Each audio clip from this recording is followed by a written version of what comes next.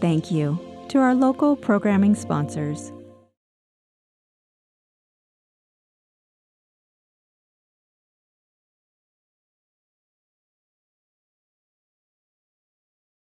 Thank you all for your patience. This is being recorded tonight. It is not live, so just so you know that. My name is Dan Rist. I'm a former city councilor. I'm moderating tonight with my partner, Caitlin Shapiro.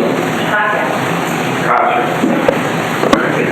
That's not important. I've already screwed up one name, so be patient with me.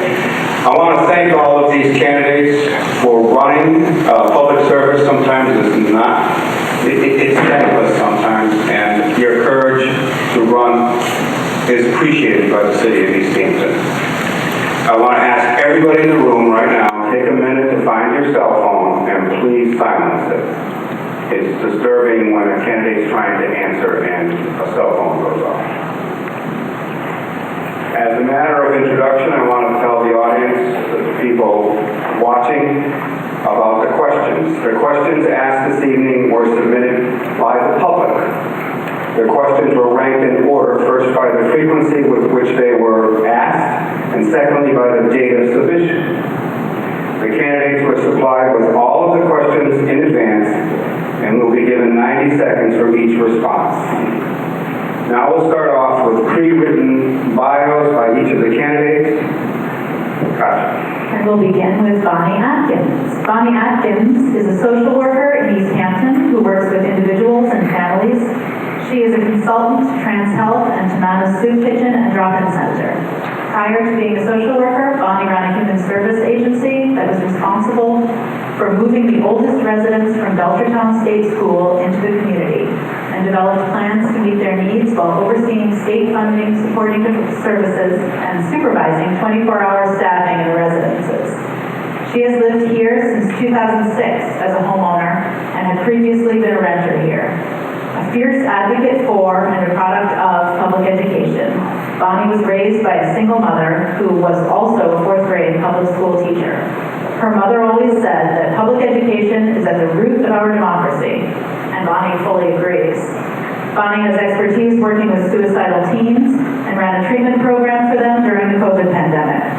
With a 10th grader at Easthampton High School and a wife, Alice Barber, who has expertise in helping the youngest among us recover from trauma, Bonnie has committed herself to attending Easthampton School Committee meetings for the last several months and realized she no longer wanted to be in the audience but at the table, joining a passionate and committed group of advocates she has come to deeply respect.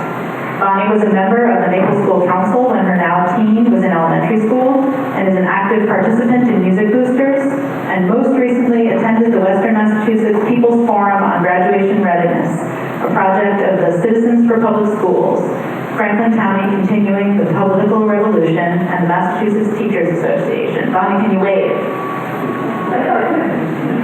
Eric Guyette. Eric is currently a 6th grade teacher in his 18th year in public education, and he is excited about building off the work that he has been part of these past 2 years. Eric has 2 children in the district in both 4th and 7th grade, and he wants to be involved in making our schools the best they can be for them, as well as all the children who attend Easthampton schools.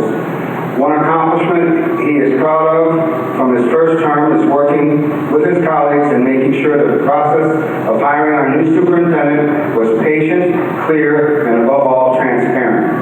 He believes the process, which involved a great deal of input from the community, ultimately brought about the hiring of Dr. Michelle Ball. Along with hiring a new superintendent, Easthampton has undergone a great deal of positive change with our 2 incredibly new schools. Although he believes this change is positive, it takes time to adjust, and he believes Easthampton Public Schools is truly beginning to hit its stride. He looks forward to the opportunity to continue building on his positive forward momentum. Give us a wave there, Eric. Next, we have Megan Ward Harvey. Megan Harvey is a faculty member in Public Health and Health Sciences at Springfield College and has been a member of the school committee for 4 years. Her favorite role, however, is mom to a 2nd grader, 6th grader, and 8th grader, all of whom attend public school here in Easthampton. Megan is secretary of the school committee and chair of the finance subcommittee. Her favorite part about being on the school committee is connecting with families and especially with students, helping to elevate their voices. For example, right now she's working on the MVS Playground Committee, her passion project. She holds a monthly community hour at the library, the public library, and would love to see you there to hear about what's on your mind. Megan has served 2 terms on the school committee and is running for a 3rd term, hoping to earn the privilege to serve her community again. Sam Hunter is running for a 3rd term on the school committee. He is the current chair of the policy subcommittee and serves as Easthampton's representative on the board of Collaborative for Education Services. He has lived in Easthampton for about 12 years. His top priorities are special education, child poverty, and responding to our federal government's existential threat to public education. By day, he works as a state employee for the Department of Developmental Services, where he coordinates a family support program for children at risk of residential placement. He is the husband of a public high school teacher and father to a 4th grader at Mountain View School. Next up is Allison Malinowski. Allison Malinowski is a parent of 2 young children in Easthampton and a teacher. Allison is running for school committee to ensure every student, teacher, and staff member feels safe, supported, and able to succeed. She believes in strong community partnerships, open communication, and responsible budgeting that reflects our shared values. Together, we can strengthen Easthampton schools and create a culture of care, inclusion, and collaboration. Linda Marquis is a candidate for re-election to the Easthampton School Committee, bringing a lifelong passion for public education and deep roots in the community. With a grandchild currently attending Easthampton High School and another who recently graduated, she has a personal stake in the success of the district. As a former educator and current small business owner, Linda is committed to ensuring every child feels heard, supported, and has equitable access to the knowledge and opportunities necessary to thrive. During her last term, she helped hire a new superintendent, approved a budget that avoided staff layoffs despite financial pressures, and took a firm stand to defend public education against national threats. Linda Marquis is running to continue her work as an unwavering advocate for Easthampton students, focusing on increasing achievement rates and securing necessary resources for the future. Paul McNeil. Paul McNeil is a public health prevention specialist and community coalition builder running for the Easthampton School Committee. With a background in youth development and substance use prevention across New England, Paul brings a deep understanding of how schools can support the whole child, academically, socially, and emotionally. As the parent of a 3rd grader at Mountain View and a rising kindergartner, he is passionate about fostering safe, inclusive, and engaging learning environments where every student feels supported to reach their potential. Paul believes strong collaboration between families, educators, and community partners is key to helping students thrive both inside and outside the classroom. Laura Scott. Laura has lived with her family in Easthampton for nearly 20 years, first in a rental in New City and now in the Plains area of Precinct 5. Her 2 children attended Easthampton Public Schools since preschool, one graduating this past spring and one is currently 10th grader at Easthampton High School. She first joined the school committee in 2013, serving for 2 terms, then rejoined in the summer of 2023. As a former educator, Laura is deeply committed to protecting and improving public education, viewing it as a foundational to a free society. She is exceedingly proud of the work of the committee in the past term, including the successful contract negotiation with the teachers and support staff and the hiring of a new director of business services, Julie Sari-Franks, and new superintendent, Dr. Michelle Paul.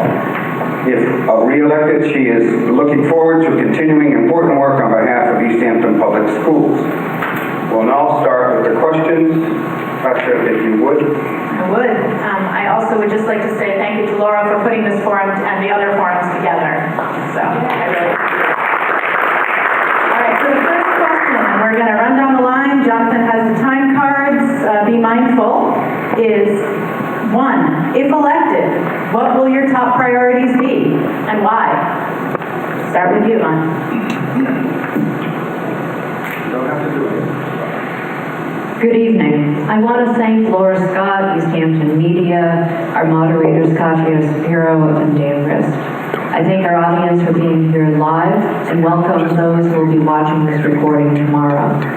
If elected, I want to help change the narrative about our schools. We are going in the right direction and we have work to do. We need to improve communication between teachers, parents, and administrators. Parent Square and the work of our Jean Libby are a beginning. Dr. Balch's listening sessions for parents, I've attended 3 of 4, have been enlightening. The data-driven work of Dr. Balch will help us pivot toward the areas of the highest need. With more effective communication and transparency, we can develop more collaboration so that every child's needs are met in creative and non-punitive ways. We need to expand our academic and extracurricular activities to our learners. World languages, more STEM, are essential for our participation in democracy. And I would love to see more project-based learning. I want learners and teachers to experience excitement and curiosity. I want to prioritize amplifying children's voices.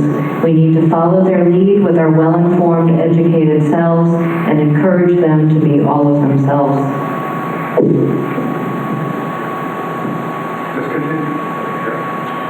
Again, thank you also for being here, everybody, and Katia and Dan, thank you so much, and Laura, thank you for putting this together.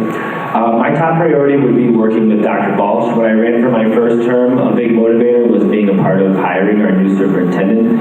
She has hit the ground running, setting specific goals to move our schools forward. One area is the children who are choicing out of Easthampton. Many families are choicing out of our schools, and I think that's an area we can not only improve on, but learn why.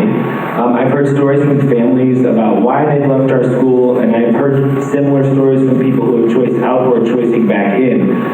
So I think that there's reason to believe that we can get students to come back to our schools by learning what their needs are that are not being met.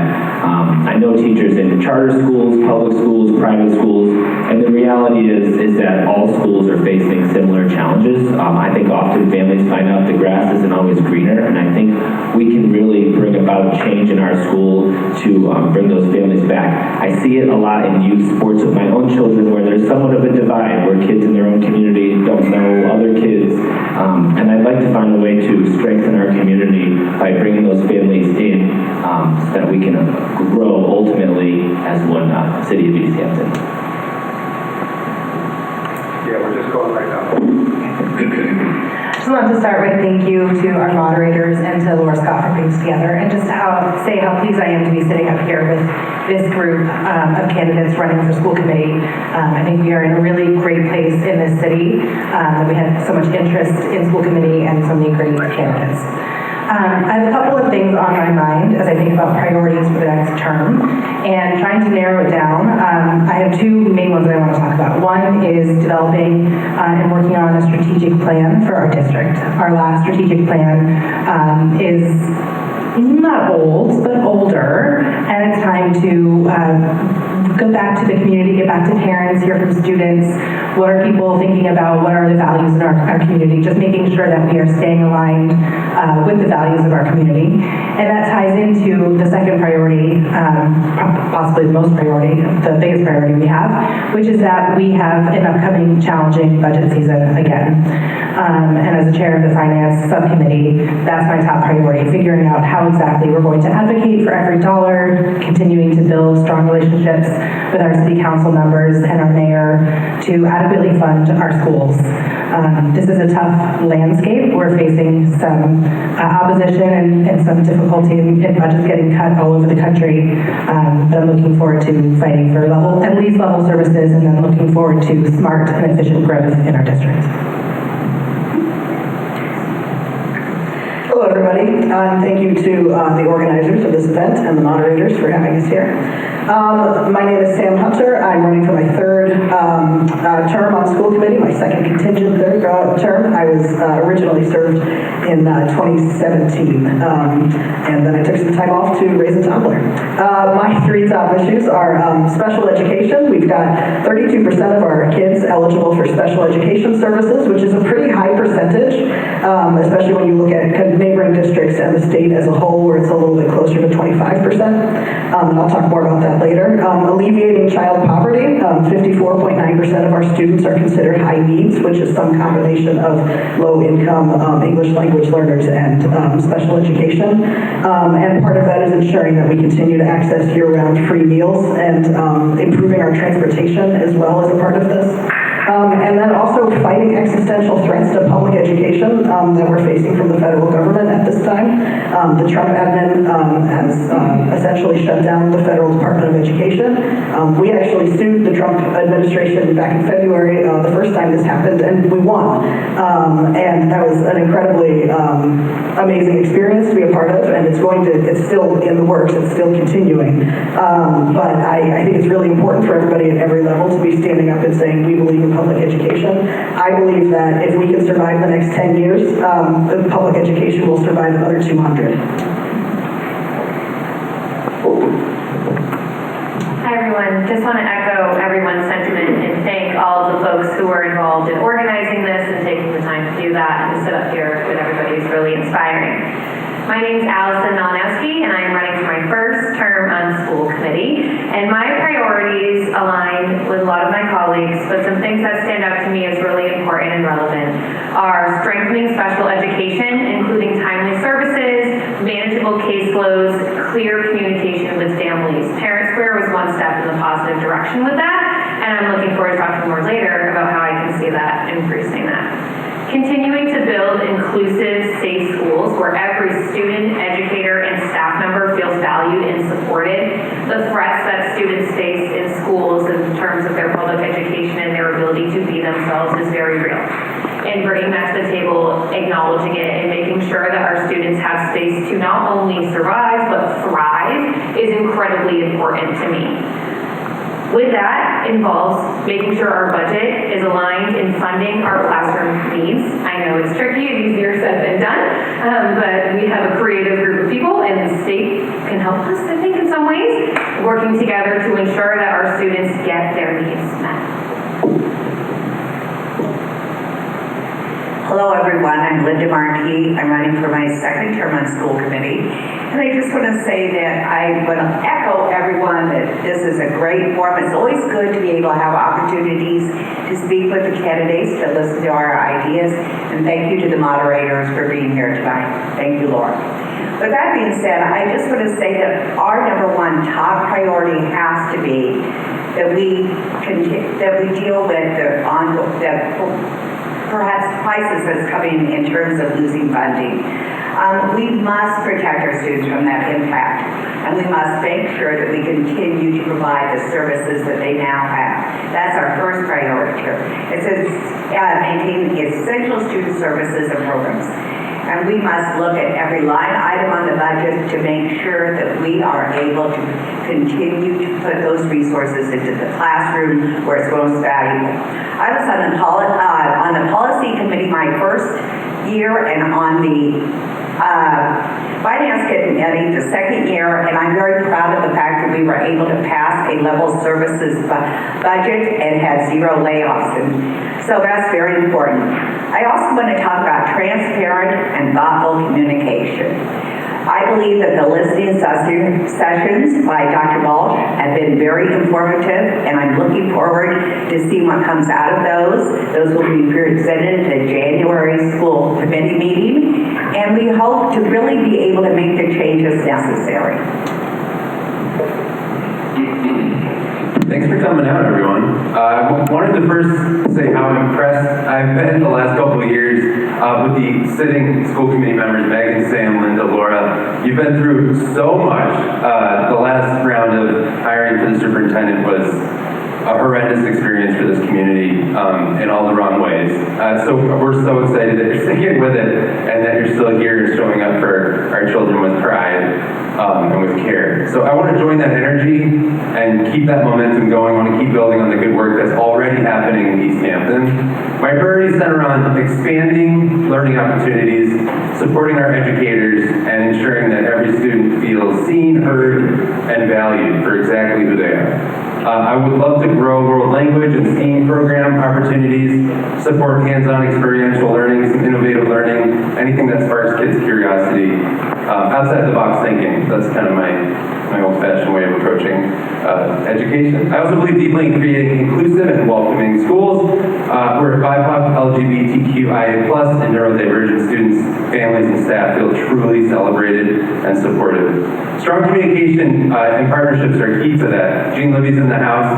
The shift in communication just with this app of Parent Square has been monumental for families, and I just want to thank Jean, and I want to keep that momentum going. And I'll work to increase transparency of families, strengthening connections between schools and the broader community. Finally, I believe safety and well-being, mental health in particular, must stay at the center of what we're doing, promoting safe, caring environments, expanding play-based learning, recess for our youngest learners, maybe increasing time that they have for recess. And I can't wait to be a part of this group. Thanks, Paul. Good evening, everyone. My name is Laura Scott. So the question to remind myself and the audience from Ippolect what were your top priorities and why. I think we've heard a lot of thoughtful comments from my colleagues on the stage. When I approach this, I think the very first thing we have to consider is a serious situation we're moving into really quickly right now, and that centers around budgeting and what sort of reliability we'll have on federal funds and state funds in the future and how to handle that on the municipal level. So my priorities are going to center on that fiscal responsibility to preserve as much as possible our current services as we face that increasing federal uncertainty. So for me, that is two big tents where we can talk about revenue neutral or revenue positive ideas. First is around our transportation. It's an enormous part of our budget, and there are a lot of things we can do, I think, to both increase the satisfaction that our families have with transportation and also to lower the overall costs. The second umbrella there for me is the expansion of our pre-K offerings. Where it is a need in the community for more people to have, especially access to full-day preschool. So I would love to continue to press toward expanding those offerings, which not only generate revenue for the district, but also introduce kids to our Mountain View campus and into the multi-generation community at large. Thank you. Okay, thank you all. Next question. What do you think is the biggest special education priority in Easthampton? And how would you help to advance that goal? How will you support a more transparent special education department, specifically around missed services and changes in staffing? We'll begin with Eric and finish with Bonnie this time. All right, so we were just reviewing data on a recent school committee meeting where in the last 10 years we've had a jump from about 18% to 31% in students diagnosed with disabilities on individualized educational plans or IEPs. One thing this shows is that we do a great job of determining when our students with higher needs need more support. I was proud to be on the finance subcommittee who worked to maintain level servicing, as has been mentioned, where many towns and cities around us were cutting positions. I think we need to be incredibly supportive of our special education staff, who I do believe work towards transparency at all times, and in continuing to build a culture in our new school layout. As a public school teacher myself, however, I do understand the challenges that these teachers face on a daily basis from moment to moment. It is incredibly demanding, and in some cases people are being moved and shifted when necessary. It's not to alarm people, but it is a reality. To maintain transparent communication starts with supporting those staff who teach not only academics, but social emotional learning and deal with unexpected needs of children that come into the classroom every morning. These aren't excuses, these are a reality. And so I think we need to really work towards nurturing the culture of our new, especially Mountain View, which took 4 schools and jammed them together, which is a beautiful thing, but it does take time to learn. We had growing pains. We also had the transition of a superintendent at that moment. I really think things are settling. I'm really optimistic, and I think that we're moving in the right direction now. Every student in our schools is entitled to a free and appropriate public education, and that is our job and our duty and the law, right? So we have a sort of set minimum guidelines that we need to follow to make sure students are getting the services they need. And that's our minimum, right? We're hoping to be able to provide more support to families, to students. And part of that is clear and consistent communication. And as my colleague was just saying, we have excellent special education teachers and staff in our schools. What we're talking about in terms of being able to actually do all of this is provide providing them with the resources and the support that they need. So things like manageable caseloads. We need enough support staff in the buildings to be able to work with all of the students and to not be constantly running from location to location and sort of overly stressed about how to figure out how to get through your day and attend to all of the students' needs. And that comes back to, from my perspective, a budgeting question. So it's one of these are the pieces that we pull in as we are working every budget season on this. Thank you very much.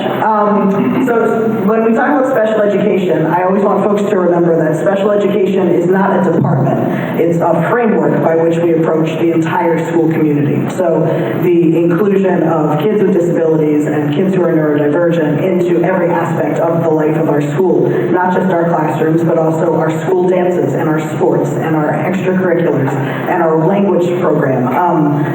We want them to be included in every aspect. One thing that we're going to talk a little later about discipline and behavioral issues, that is the kind of something I'd like to talk about in how it pertains to special education in particular.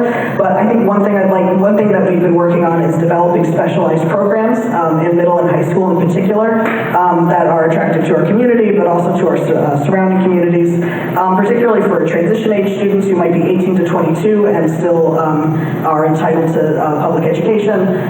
We are in a great community for programs like this because it's walkable. We're close to HCC. There's a bus that runs. This is a great place to base those communities, and that's something that we might partner with other districts on. So that's one thing that we've been working on. And in regards to the transparency, Dr. Lively, our special education director, has really been working on ensuring that families receive notification when there's a long-term absence by a specialist or their child has missed services. We're definitely taking feedback on how that's going and kind of adjusting. Parent Square has really helped. And I want to say before I run out of time that we have really benefited in this district specifically because we have our own specialists who are employees of our district and are members of our union. So instead of having to contract out for a PT or a speech therapist, they actually work for our district. That's unusual for a district of our size. Like my colleagues here have said, it truly to support consistent, timely services and stable staffing that our students deserve and are entitled to, it does come down to funding. Making sure that caseloads are manageable is critical so that teachers have the ability to communicate with the families of the students that they're working with. I agree as a parent of a student who receives services at Mountain View School that Parent Square has made that a lot easier for teachers to do. It is a good step in a positive direction. Our teachers are working so hard to ensure that these students get the services that they're entitled to, and keeping caseloads manageable is essential to allow them to do their jobs. Ideally, ensuring federal and state funds being used effectively for IDEA and Title I is another really important thing to make sure that our community is getting the funds that they deserve, to make sure that we are closing the gap in funding. 30% or more of our students are entitled to funding, and that is a significant portion of our budget. And lastly, just some thought about priority and transition transparency here is having more special education admin, teachers, and parents join parent council, which has been an excellent experience for me as a parent and an educator to be involved in what's going on at Mountain View School. As my colleagues have said, special education is a part of our education system here in Easthampton. I remember a time when students in the classroom that learned differently did not receive a different instruction. We've come a long way, but we cannot stop. We must continue to look at each student in our school district, and we must provide the services that they need. I think the fact that we have 30% we've had a rise in special education means that we are doing better at finding early intervention. I think that we are doing better here in many ways. One of the things I'm most proud of is the life skills program that we have at our high school. I met with 2 parents last night who have 4 children in our school district, and they all require special education, and they told me that they are getting the services that their children need, that they have seen such a change happen in this district, and they are so happy with what we're doing. We will continue to work harder to make a very inclusive, transparent transparent communications. We will have consistent services. And we will do this by looking at our budgets. We will prioritize, and we will continue to make this a really, really good experience for every one of our students. For me, one of the biggest priorities in my experience with special education services is making sure that when a student and a family and caregivers start their relationship with special education services, that right out of the gate, that they start their relationship with school staff and leadership with warmth, care, respect, and optimism about that child's potential, like right from the start. So that first connection sets the tone for everything that follows. I've just heard from many districts and many families and many different experiences that if those meetings, those IEP meetings, if they're not grounded in love and care and support, then it's just going to be a really uphill battle. But I've heard great things about Easthampton's approach to supporting every student no matter where they're at. I want to see every single child's strength celebrated by the school district, believing in their potential. Someone mentioned the word thrive, which I love, their potential to thrive. And we want to be true partners in every student's success. Let's keep improving communication and transparency. I love what I'm hearing on this dais. I hope I'm saying that word right. And supporting educators, paraeducators. When we build trust and communication between families and staff, we're not only improving outcomes for students with IEPs and 504 plans, but we're strengthening the entire community. Ultimately, I want every student, every caregiver, every special education member, as far as the teachers and leaders, I want them to feel what every family deserves to feel, that their child is seen, supported, and believed in. Okay. I think the special education piece is personal for me. I think there's several of us on stage who've had children that have 504s or IEPs. So again, I think when we have a conversation about the critical need of adequate special education supports, we have to begin the conversation with a nod to the source of the lion's share of funding, which is IDEA funds, which come from the federal government. Our district, in our most recent budget cycle, I think received upwards of $840,000 in federal grant funding to aid in offering those supports to our students when we hit. So that has to be the first piece. We have to, as much as possible, preserve that line of funding so that we can preserve the adequate services for students in need.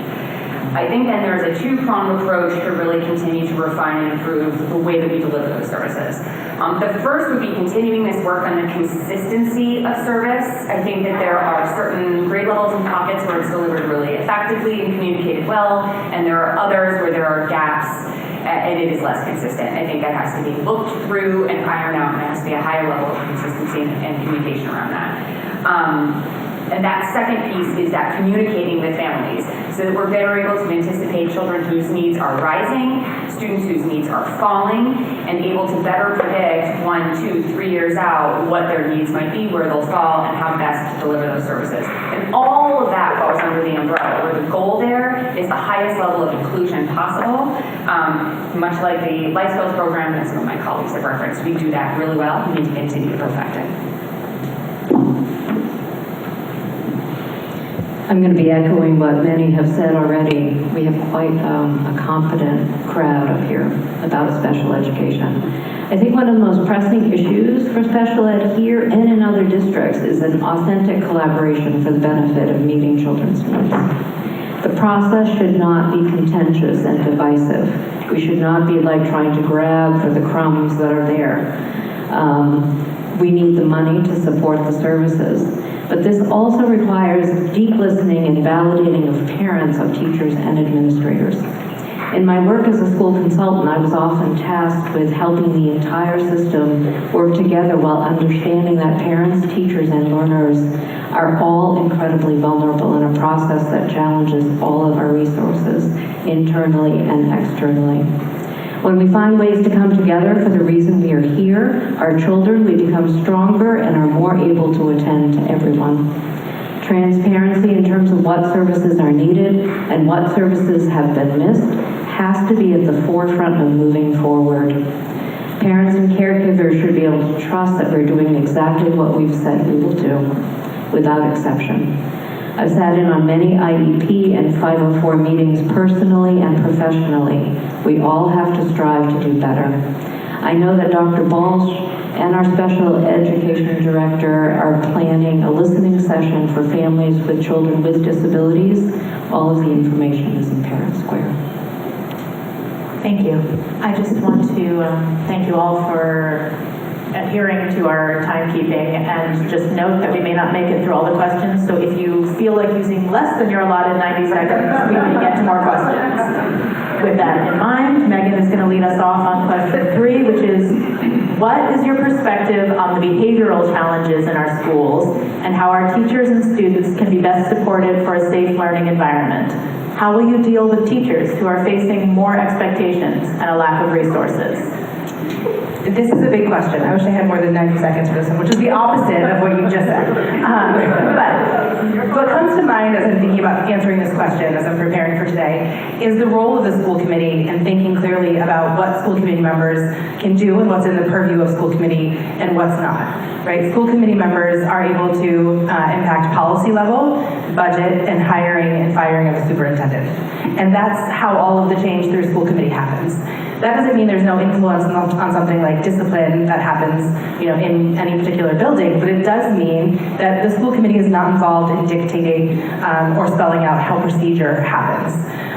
So on that level, one of the ways that we are able to influence this is that we've identified this as an area of need, listening to parents in our community, caregivers in our community, and that was in the forefront of our mind as we hired Dr. Balch.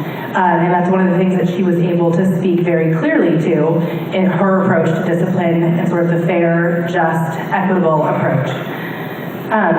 We've talked a little bit about this move to Mountain View School, which is an amazing pre-K through 8 building, but it comes with challenges as we sort of navigate how to be in this new building. And one of the things that's challenging there is who is the person who really is the person who's in charge of discipline. And what teachers need is not more expectations, right? It's clearer expectations and a clear sense of who and where discipline falls from, and the idea that someone is there to back them up and support them when discipline needs to happen. I'm going to build off of what my colleague here said, because in terms of I think that it's really important to frame what is the school committee actually able to do in terms of realizing our vision for how we're going to be addressing behavioral issues, in particular in our schools. We did ask the superintendent, when we were working on hiring the superintendent, this was one of the major things that we were asking candidates about and learning about. So this is in one of her superintendent goals, is to collect some really good data, particularly around suspension, which is kind of the area that I'm the most concerned with. I really want kids to feel safe at school, and I really want them to want to be at school. And so to me, kind of sending kids out of school is the opposite of that. So I'd like to see kind of if there's something that we can do a little bit differently there. We do use what's called a multi-tiered system of supports in our schools, which basically it allows for universal supports, targeted supports, and intensive supports. So students, kind of based on what their needs are kind of receive services to support them, kind of no matter why they're having behavior issues. So I'd like to see kind of, we've had some really good trainings for staff and for school committee as well on MTSS. I would love for more community outreach about what that means and what that looks like, and I think that's something that my understanding is the administration of our district is totally up for that. So stay tuned, we'll be talking more about this, but all of this does impact kids with disabilities more than the rest of the population as well, and so that's kind of the perspective through which I'm looking at all of this as well. To build on that, we actually saw that document at Parent Council for the first time last month, which I didn't know it existed, and none of the other parents in the room knew it existed. So I think truly, like, this accountability and partnership, safety grows from relationships, support, and consistency. Jumping straight to discipline does not solve any problems in our district or for children. Behavior also reflects larger needs in our community, such as trauma, access to food and healthcare, stress, and mental health, which then comes back to budgeting. So I'm thinking of things like adjustment counselors, more SEL curriculum, and more folks to support that learning for our students. So as they're navigating being in this K through 8 school and being in this space together, or at the high school level, how can these students communicate clearly, effectively what their needs are, and have an adult that is a safe space for them. Every student in this district deserves at least one adult that they feel safe going to for support when something makes them feel unsafe, hurt, sad, or uncomfortable. And often, in my experience as a parent and educator, that stops the discipline from ever becoming an issue in the first place, right? So I know that our purview is really to think about these restorative practices and trauma-informed training for staff, and that we have the budget to maintain that. First of all, I want to just say that these are such great answers, and we're all pretty much in agreement with what we need to do here. Again, we know that what we can do as school committee members, what we can do as individuals, what we can do as caring members of this community. And I really believe that we have to always look at behaviors as why. Why did that behavior happen? What were the, what caused it? Why? What trauma? What's here? And always look at a student-centered approach, because we need to listen to students. We need to hear their voices. We need to find ways to hear them, and we need to find ways to be modeling behaviors for students that are kind, inclusive conversations. Let's be thoughtful thinkers. Let's build a community of trust and caring. Because as we change and we provide services for people, it's not just about throwing money at a budget. And we do need to have resources, and we do need to have trained people in that. But each one of us can model behaviors and show support and caring for each other. And I want students to want to be in school. I want them to be excited about coming to school. And I really echo what other members up here have said. Every child deserves to have someone who believes in them. And I'm going to tell you, I believe in them. Behavioral challenges, and this was touched on a little bit, but so behavioral challenges are a symptom, they're not the sickness, right? So they're signaling what a student's needs are and if they're being met or not. So when kids struggle behaviorally, it's not about defiance necessarily, it's about lagging skills, sometimes in flexibility, frustration tolerance, problem solving, and I really believe in the approach of Dr. Ross Green. I don't know if anyone's read The Explosive Child, but he developed a collaborative and proactive solutions approach, which teaches that kids do well if they can. And the goal isn't to control behavior, it's to understand what's getting in the way and work with students to build those skills. And I love that Megan mentioned the strategic plan earlier, because I think there is a place in the strategic plan for a new approach to behavior, supporting students' behavior and healthy behaviors. And to do that effectively, teachers need support, and that definitely comes back to the budget. They don't just need expectations, they need tons of support. So clear expectations, more counseling hours, more behavior specialists, more paraprofessional support when needed. And when adults have the right tools and support, they can respond to students with consistency, patience, and compassion. So I want to be clear here. The collective punishment, this is something that we've experienced over the last few years, like taking a whole class and not allowing them to attend recess for the actions of a few students. Collective punishment like this does not work. Research shows it damages peer relationships, worsens behavior, erodes trust, and punishes the very kids who actually need to move and need social connection. And that's from the American Academy of Pediatrics. So the bottom line is this, that behavior is communication. Our job is to listen, not to punish, and to create conditions where every student, every teacher can do well because they can. Thanks, Paul. So I think we're in a lot of great anecdotal thoughts on this, and a couple of us are going to reference the kind of 30,000-foot view that is actually the purview of the school committee. I think Megan is correct in referencing the strategic plan, and I think that's one of the few tools we'll have at our disposal as a committee to really examine some of the inconsistencies in discipline in how it's administered in the schools, and also I think we need to continue to identify best practices. I don't think we've landed on all the best practices that would service the community from pre-K all the way up through grade 12.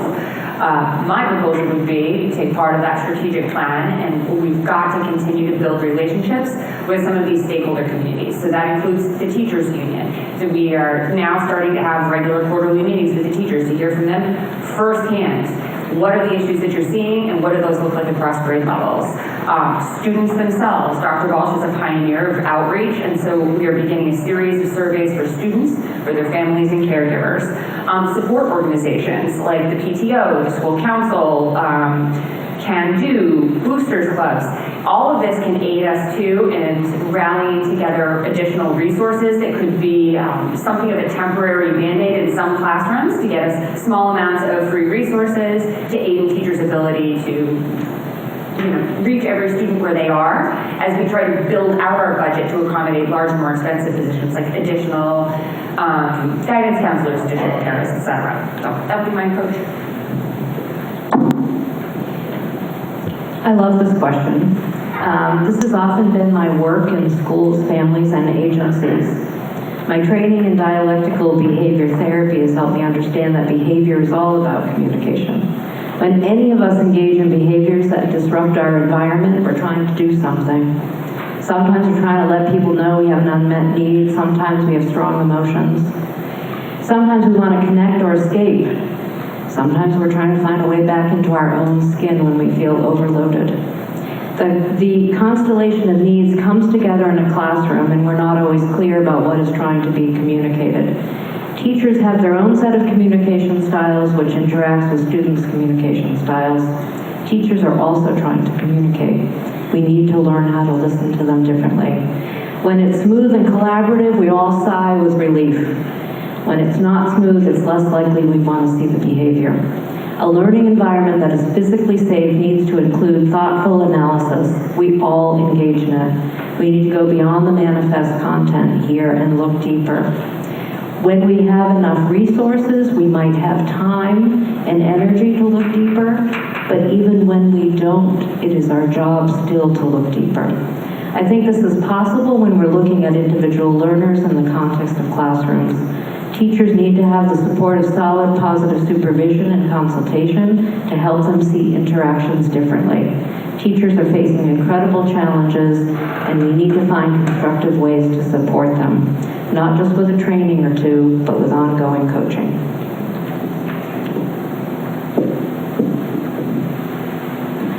So some of my answers might be a mesh of being a parent, being an educator myself, but yeah, behavioral challenges are real, of course, and Dr. Balch's plan of tracking data, finding out the core roots of these behaviors is important. I think a big factor as well is getting kids to buy into the bigger picture, especially when we look at middle school. Middle school is difficult for kids. It was difficult for us when we were kids. It's a tough time. For 10 years, I taught 5th grade. I watched sweet little 4th graders come in, become 5th graders, and then when they left, sometimes I was terrified when they left. They were 6th graders. And so the change is truly immense. And so being creative and partnering with people outside of our community, even outside of our city, to give students opportunities, things they can earn, things they can buy into. A lot of kids, for them, school is tough and they need that motivation. In the district I teach at, I look at ways to get them events that are outside of even school, something they can look forward to earlier in the school year. I know that when kids look back at each school year, they think, what do you remember? Field day? And the one field trip we took in April. And so for some kids, waiting until April is an eternity. Waiting for May is an eternity. So I've been involved in family think tanks to facilitate looking at this bigger picture of getting kids things that motivate them, things that they can work towards and look out and say, okay, if I do what I need to do, I can get this, and I want to be better for this. So I think that just giving them that motivation is helpful, but that's a start. Thank you all. The next question. Do you or have you had children in the New Mountain View Middle School? Do you see the middle school as an extension of the elementary school or as a unique population? What operational aspects set it apart from the elementary school, and could more be done to create a middle school atmosphere, or do you see that it functions adequately? We'll begin this round with Sam Hunter and end with Megan.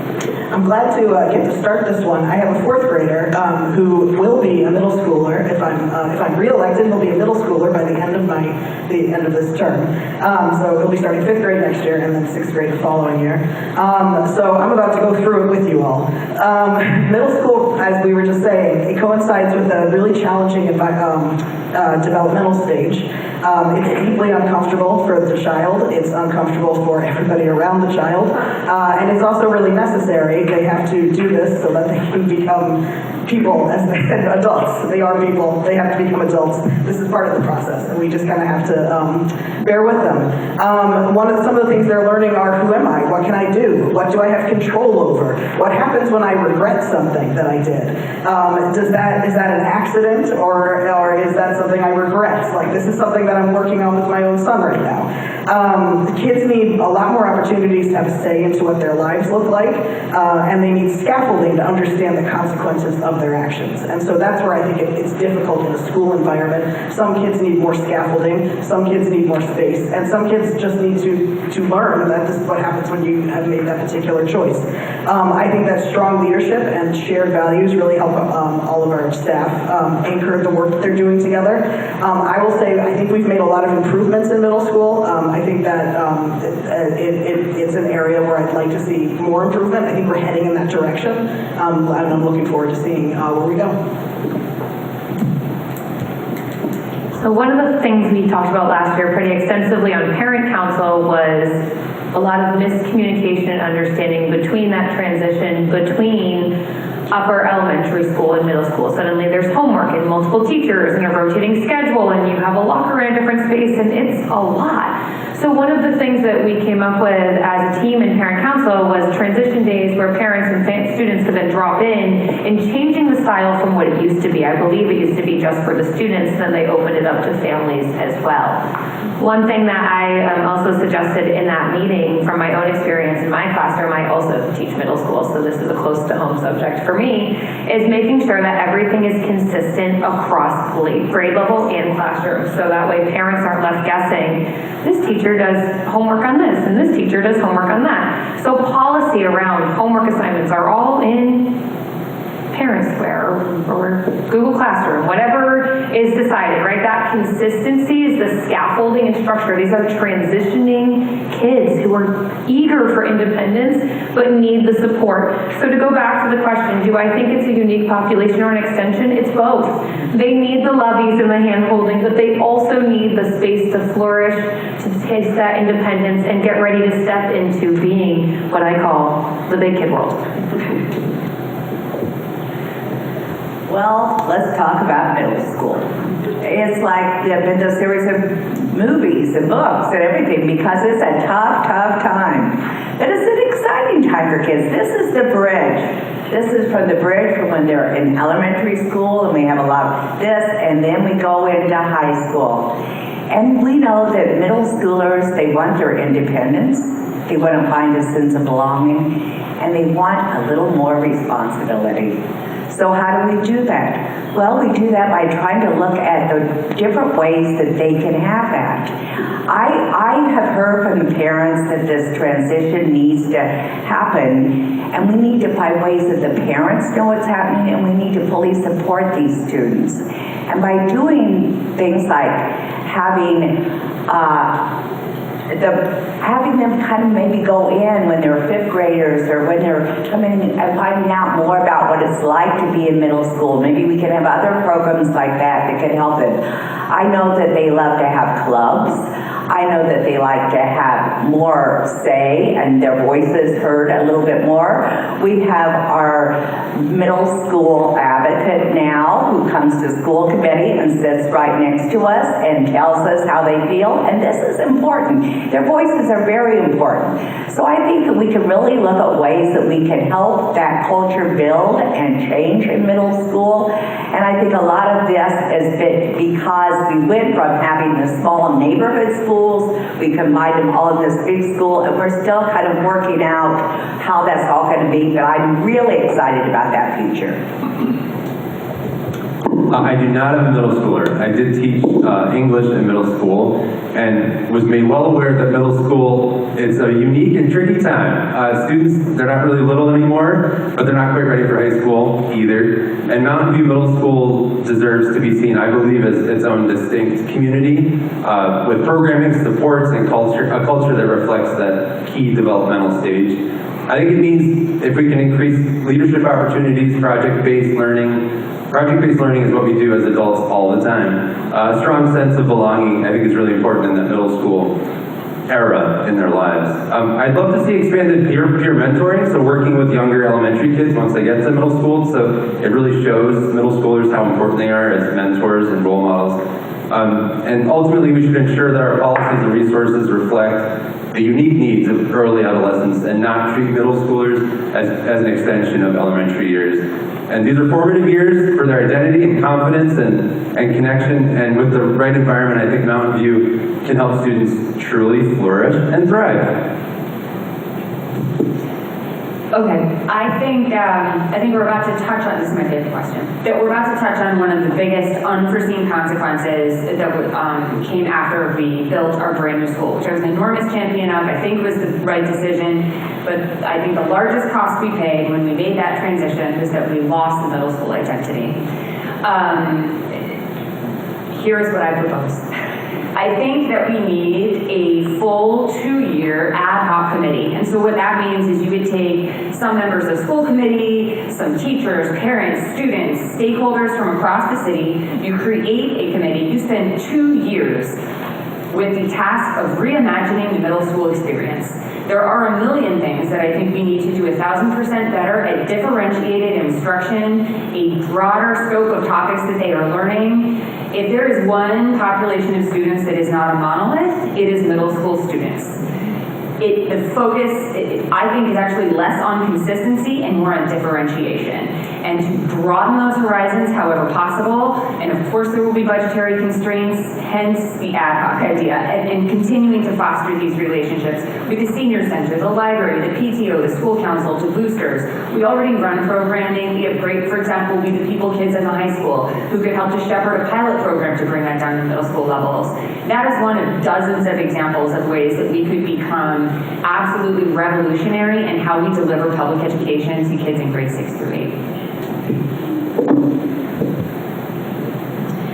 My now 10th grader was at Whitebrook and made the transition into our new school as a 6th grader mid-year. She reports that the middle school is a unique environment and actually very separate from the elementary school, as was her experience. As a parent, I gotta say, that was also my experience. In fact, as a resident, I toured the new school when it was built just so I'd have an experience of the elementary side of things, because all of my daughter's activities were in the middle school area. Middle school students offer a connection to the elementary school by volunteering to be part of a buddy program. Often my daughter was part of reading to younger children. I would love to see that sort of connection increase. When I was at the school committee meeting just, I think it was last week, my God, October's going by, the middle school representative actually talked about how there are students who are beginning to take some specials in the middle school from the elementary school. They're separate environments. Their middle school does need to be very unique. I think extracurriculars could actually really support that separation even more so, because kids need more independence, they need more agency, and they need to actually believe that they're growing into themselves. Yes, as was mentioned in the beginning, I have a 4th grader and a 7th grader, which Sam made me realize if pre-elected, they would be a middle schooler or high schooler, so thank you or not thank you. I think it's important, I've seen that shift firsthand from a 5th grader going into the middle school, and it can be a very steep shift. I think it's important to again recognize the large change that has occurred from taking 4 separate school buildings, all with unique cultures, and placing them all in the same proximity. Our 5th grade teachers were once tasked with transitioning students into middle school, and by the time they got to 6th grade, they've had 1 year of middle school under their belts, where now the 6th grade teachers are tasked with that transition, which is new, which is different. And so I think responding to challenges, having 5th graders, the 5th graders have lunch on the middle school side, 5th graders do have specials on that side, and I think what people mentioned, which were all wonderful thoughts, is that yes, they are separate entities, but I think we'd be missing an opportunity by not recognizing how that close proximity can lend itself to so many opportunities, giving those middle schoolers chances to be role models, getting them over to that elementary side to work with younger kids. Sometimes getting younger kids to go over to the middle school side is a great opportunity to soften what I think Allison mentioned, which they're just babies still, 6th and 7th and 8th graders. They think they're tough, but they're just little kids still. So getting those kids that are younger over there to show things that they're learning brings out that side of those kids that go, oh, that's right, this is kind of a cool thing to do. So. I am living through the middle school years. I have a 6th grader and an 8th grader. And it's true, it's a challenging time period to be a kid and to be growing up, but it's also really exciting to watch them go through middle school and develop from this little kid who's in elementary school and then sort of see where their personality shines and who they become. 8th grade has been amazing. It's the whole time has been amazing. It really is fun to see what is possible for students in this age group, and not just to think about the things that are challenging for them, which there are plenty, but also what are their strengths and what are things that are exciting for them right now. I won't harp on the transition from multiple schools to one building. That obviously threw some kinks in our system and has required us to work out those kinks. I think we're on the right path and we have lots more that we can do. I'm a big advocate for student voices, so I would love to see a real middle school student council. I would love to see both a peer mentoring situation where our elementary students get time with middle schoolers, but also where high schoolers come over and have time with our middle schoolers, and really scaffold through the entire process. We do have this beautiful building that has separate wings, and there is separation within the building, and they have separate activities. So we're pretty good at keeping them separate during the day and having them feel like they're in this separate building and doing something unique. It's the transition between those times, I think. Great. This question number 5 will be led by Allison.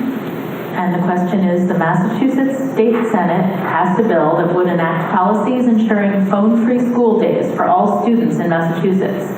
Are you willing to take a proactive stance to develop a policy that removes phones from the school day in advance of the state's ruling? Why or why not? Great. So I think it's important to start with that Mountain View School already has a bell-to-bell ban for K-8. So that is already happening in our district. Research shows that thoughtful phone-free policies support academics focus, social development. This is a critical stage of adolescence, and screen time is through the roof. There is so much research that talks about social media and the impacts on youth and their impacts socially, and that trickles down into academics. Now, I think it's important for cell phones to be out of the classroom. I think policy also needs to be mindful that sometimes students need a minute to decompress and take a second. So for example, banning phones in lunch maybe, or in a designated space, should be open for conversation, because ultimately students, myself included, if I go all day, I might want 5 minutes by myself to read something or just breathe, right? So I think that mindfulness that we need to touch base with all of our students, supporting neurodivergent students, supporting staff, supporting teachers, and making sure that it is built with trust and attention, and it should not feel like a punishment for our students, teachers, or staff. I believe that as far as supporting a bell-to-bell school phone ban, at this point, I'm not ready to sign on to that. I believe that we have that, as Allison mentioned, at the lower grades. I think that when we get to high school, I think perhaps we need to look at ways to help students learn how to be good digital monitors. I think all of us probably need to look at that ourselves and try to figure out how do we handle having our cell phones, and how do we also have some really thoughtful times without that constant interruption. I think it's important that students, as they get older, learn how to handle this. So I can't fully support that we would have the bell-to-bell ban. I think that we need to look at all of this. These are all new things that have, new policies. We have a policy that we adopted at our school for this year. And we will probably constantly be looking and revising this as technology becomes a bigger part of all of our lives. So it's just not a question I'm fully comfortable in answering in a yes, no.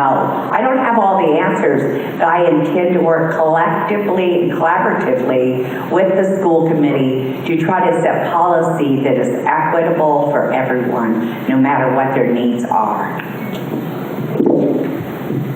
I think we're going to have our first disagreement of the day.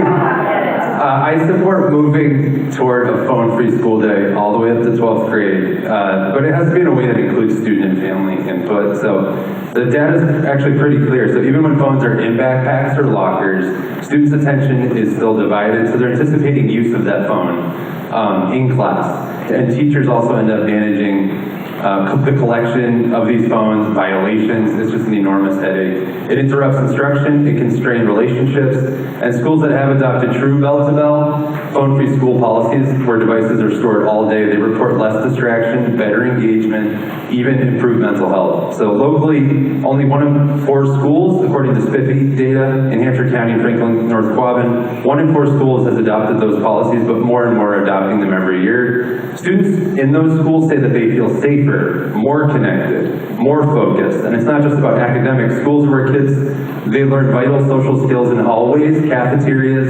and during downtime. The best way I think you should decompress is to connect with another human being and connect with yourself. So when phones are out of sight, that connection can only grow. Those districts are also seeing libraries checking out more books. It's not about punishment, I completely agree. So it's about helping students reclaim focus, reclaim connection, and the joy of learning together. And just like what Linda said, we want to create space where these kids can fall in love with learning. Well said. Okay. This is an issue that I think is filled with nuance, and I think it needs to be tailor-made district by district, and I think it needs to be based on data, and I think it needs to be based on input from students and families and teachers. So, the policy that we've enacted at the high school, a couple people have referenced, the anecdata that we're hearing from the high school is that it's fairly effective and needs some tweaks. We need to learn more about what those tweaks are and what does fairly effective mean. I also think there's a list of things that you have to take into consideration when you're doing this. The first is that we are relying on cell phones, not just for all the computery things that they do, but as a method of communication. So when we, for example, have a transportation policy that can require children that are 12 years old to be walking 2 miles each way to school, the expectation has to be that they may need to have access to that phone at some points through the day to determine whether or not they're getting a ride home, they're walking with friends, someone's going to be home or not. We need to protect children's safety. That's a consideration we have to take into account. Another thing that sticks in my craw is that I don't want this to be seen as a punishment, as a taking away.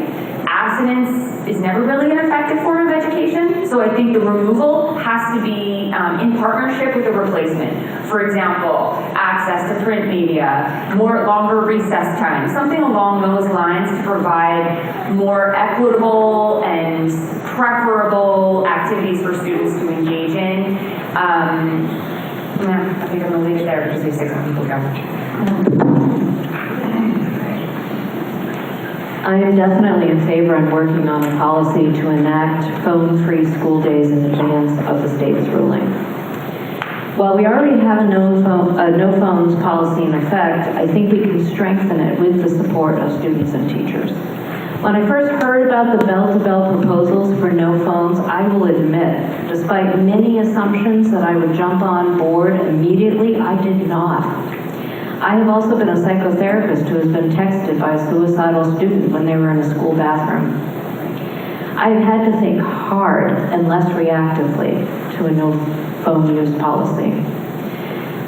There are students who need to check on work schedules or check in with family. There are students who are concerned about ill parents, and brief check-ins help to support their attendance and consistency at school.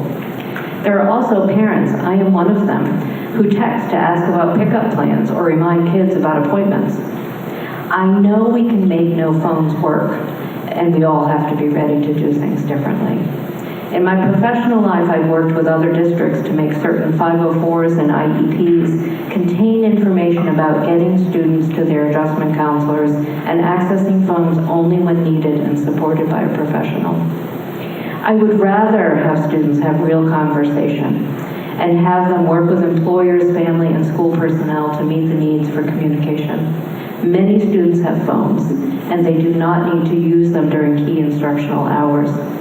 If there are exceptions, we need to find ways to address those needs. Of course, I'm going to follow new laws that are put into place and following data for sure about how policies work. At this time, as has been stated, our elementary and middle school students do have their cell phones away. If they have them, they're in their lockers during the day. But I know the high school has a different approach. I remember when Principal Evans brought the policy to the school committee, and it was a policy I appreciated because there are points saying some things, sometimes phones are allowed, especially sometimes something students have to have access to in their lives. So whenever the idea of banning something completely or eliminating something, it brings to mind for me, I know different, but book banning, or there's fear about AI, what is AI going to do? I think it's important to keep in mind that things like books and AI and cell phones are not adverse to student achievement or success. They are simply tools that students do need to have access to understanding how to utilize these tools, how to take advantage of them, as well as how to learn how to balance those types of tools, when to use them and when not to use them. So I would follow guidelines and laws, and of course the data on what other schools are doing that maybe works better. And listening to the students is important too. I know I've tried at home. We have like cell phone free Sunday mornings, and it can be refreshing. It can be almost like a transport for kids to go back in time and go, this is how we used to walk in the hallway. But at the same time, cell phones are a part of these kids' lives, and I think by removing something completely, it doesn't allow them that ability to learn how to balance those types of things. In preparation for being able to answer this question well, I wanted to go and look and see what the newly passed law is and just find out exactly what we are dealing with. So it's true, in July, the Massachusetts legislature passed a law that there will be no cell phones in schools, and districts need to have a policy for that starting in fall of 2026. And so it is here. It is coming. This is happening. The question is, what's the nuance of how that looks? And how exactly do we enact it? It does not spell out whether it's a bell-to-bell ban or whether it's some combination of different rules, but here's what we have to do.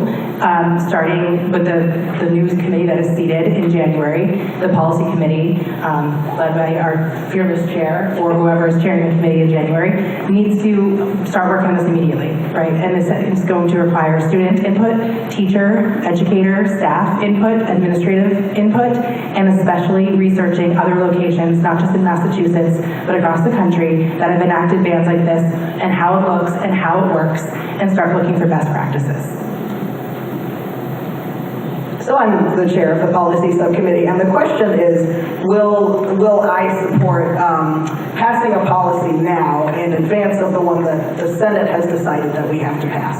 And my answer to that is no, because eventually they're going to tell us exactly what needs to be in that policy, and I don't see the point of writing a policy, spending the time on it, and then finding out that it doesn't meet the qualification, it doesn't meet criteria. So we need to get more information I'm waiting for information from the Mass Association of School Committees, because they're generally who gives us advice regarding policy and regarding complying with state law. I don't believe that this was a place where the Senate needed to intervene. The Senate felt differently. So I guess we're just going to follow the law like we always do. And as far as I'm concerned, I think I was really happy with the, first of all, the K-8, or the pre-K to 8 bell-to-bell ban, but then also the fact that the high school policy was made up of so many stakeholders and did have a lot of student input and is kind of a living kind of document that they're revising as time goes on. I think that's how these things should be decided as a community.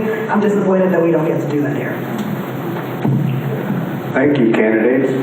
Well, the organizers have asked that we end at around 7:30. I'm going to end at 7:40 because we started at 6:10 with the delay of getting the video going.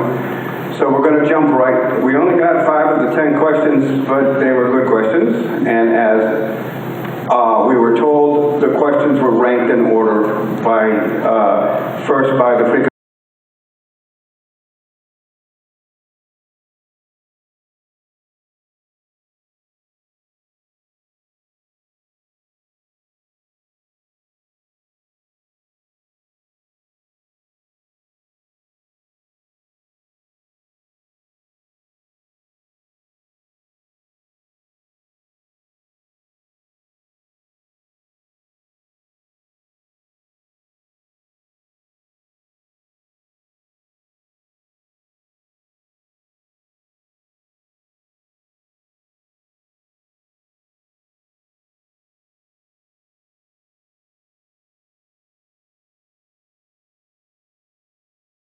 I'm very proud of some of the things that we did, including hiring Dr. Michelle Balch, hiring Julie Frank. I'm going to say the name wrong, but I know where she is. Our business director, finance person, and I'm really proud of the fact that we passed that budget that was a level services budget, that we were able to have no layoffs, and I'm certainly proud that we stood up and we had a collective, unanimously decided to sue the Trump administration for trying to shut down the Department of Education. With all that being said, let's move on to the vision for the future. I'll try to do this quickly. Okay, so first of all, I'm a community builder. That's what I like to do. I love to build community, and I would like to see a vision where our education, it doesn't happen in a vacuum. It's a partnership. We need to open our school doors wide, making our facilities resources for all families, and really initiate stronger lines of communication. This means moving beyond occasional meetings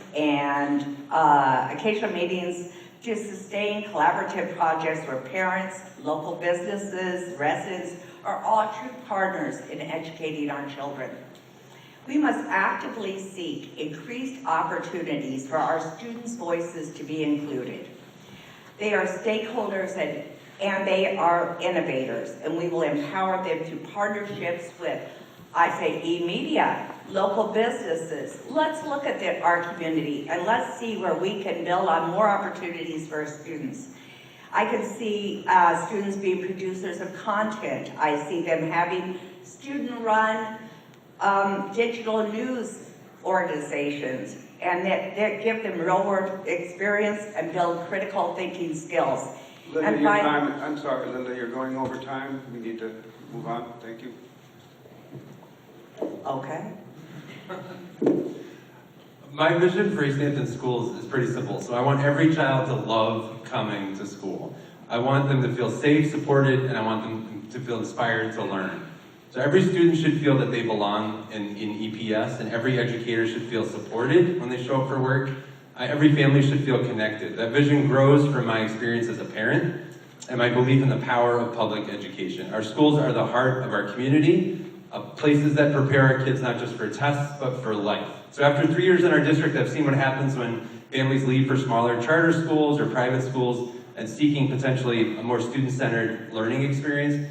But we lose more than just a student or a family and the funding that follows them. I think we lose part of that collective energy, that collective creativity, the investment that makes public education really thrive. So I believe Easthampton can be different. Our schools can be places where every family feels confident staying here, knowing that their child will be supported, challenged, and celebrated for exactly who they are.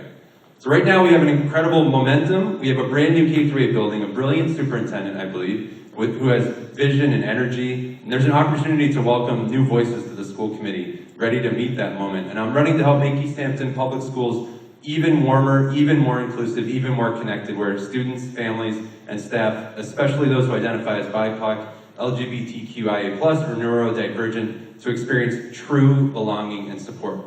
My goal isn't to be the loudest voice in the room, it's to listen, to collaborate, make decisions that put students first, and together we can build schools that reflect the best of who we are here in Easthampton and the future that our kids deserve. Nice job. Okay, my broader vision is pretty broad. When I came back on in the summer of 2023, I think I viewed it as phase one of like a two-phase deployment to fix all of public education.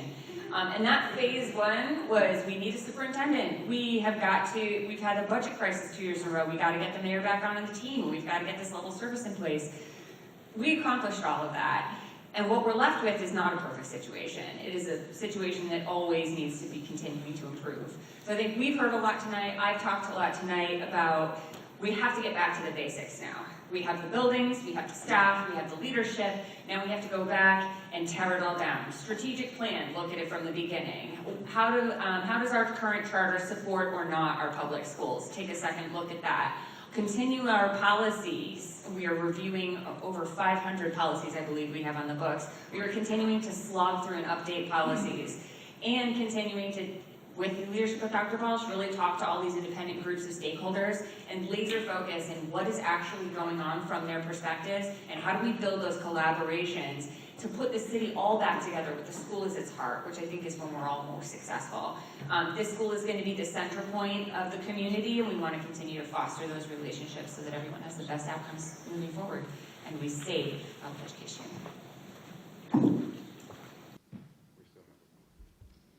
My vision for the district's future is one of celebration. I want our city to feel proud of our schools. I will push for academic excellence and opportunity, world languages in middle school, and more STEM courses. I want the teachers to be fully supported and learners and their families to be completely understood. I want vibrant, inclusive education for all students without concern that students or parents are taking up too many resources. We need to be able to meet the needs of every student in our community. I want to expand our pre-K offerings, and I would love to see Head Start return to Easthampton. I believe that solid strategic planning in the district will lend itself to coordinated and laser-focused progress. I want all of our residents to be true community partners. These are all of our children and all of our schools. I'm a problem solver and someone who shows up. Already I have been in the room at every meeting, learning everything I can about the purview of school committee and the role of school committee members. Whether it be policy or work on finances, I work with others easily and always bring awareness to the needs of the most vulnerable among us. I'm asking you for your vote because I'm ready to do the work.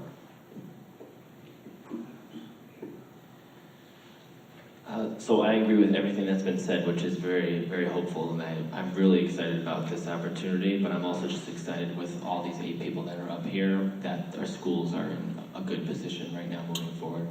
Simply put, I think education is the key to all growth and progress. In my 18 years as a teacher, I'm still adapting, I'm still changing, I'm still growing and learning from new students and new opinions and perspectives. Working with this committee for the last 2 years has been an absolute pleasure. We see eye to eye on so many issues, and it helps us work together and outreach to community members to involve them.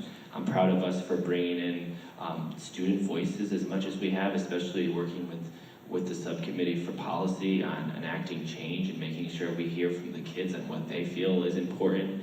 And I really am just proud of all the things we've done. Looking back to over 2 years ago when I decided to run for a first term to looking at right now, I feel very optimistic and hopeful about our city, and I think that I would be honored to be a part of continuing that momentum forward as we continue to work together as a community.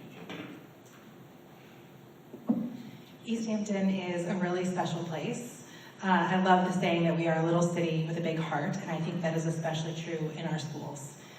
We pride ourselves on getting to know all of our students and having every single student of every origin, of every identity, know that they belong in our schools. We just hired an excellent superintendent who we've referred to a lot tonight, but one of the things that really there are many things that were really incredible about her background and her work, and one of them was her focus on making sure that absolutely every student knows that they are important and valuable and that they belong in our district. And that's important to all of us here on school committee as well. We're going to need that as we move bravely forward. We are in trying times. that is an understatement. What I really love about this community and what I see as the future of our district and sort of where I want to really lean into is the fact that we have, for years, as long as I've been here, come together as a community that is engaged and that cares deeply about our city and our schools. And sometimes that takes the form of people disagreeing loudly, and that's great and encouraged, and sometimes that takes the form of us all banding together and fighting for a level services budget and every dollar that we need in our schools, and we have done that too.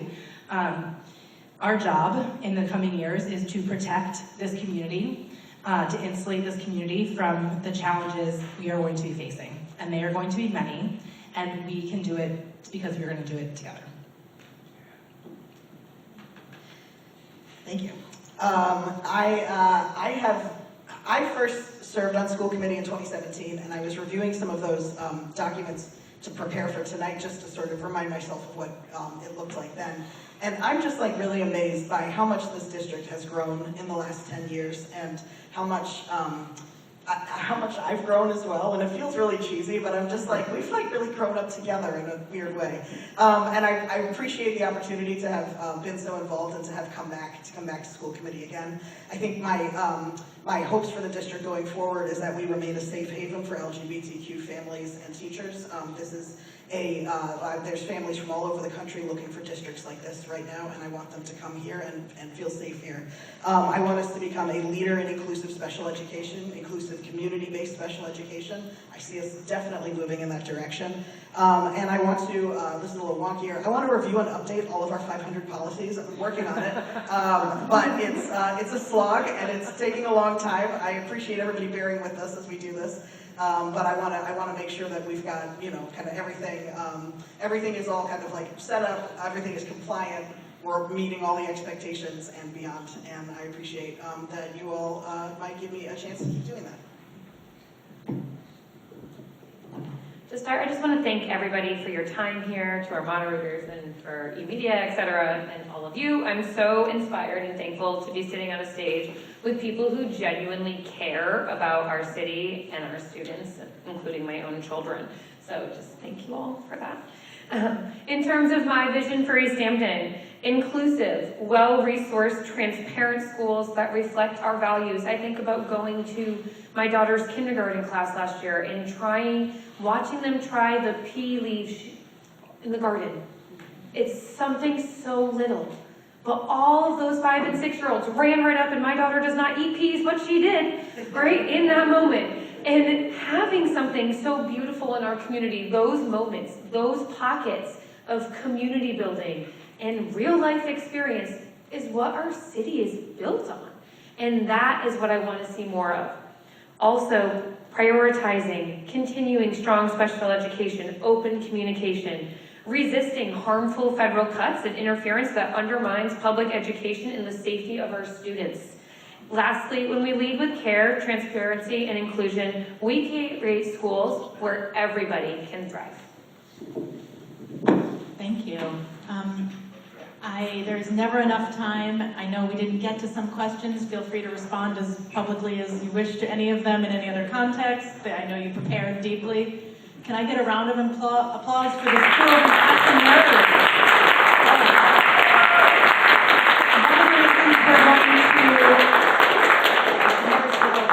I should know better. But one of the reasons that we are coming to a close now is so that these folks have the time to meet and greet those of you who've turned up tonight, and thank you for being here. So we will now turn off the mics, mingle. There's water, there's cake, there's time to talk.